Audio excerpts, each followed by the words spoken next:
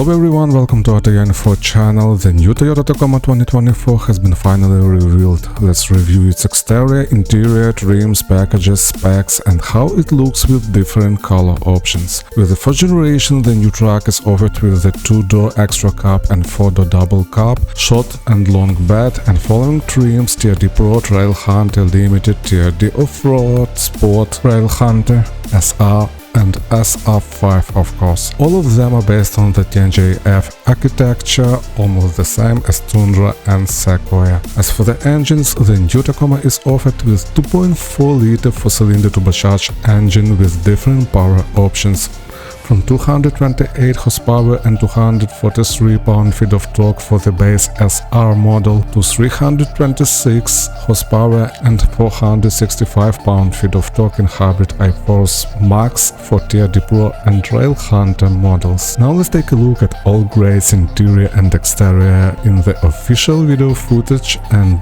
how the new Toyota Tacoma 2024 looks with different color options. Please don't forget to subscribe to our channel. See you in the next videos.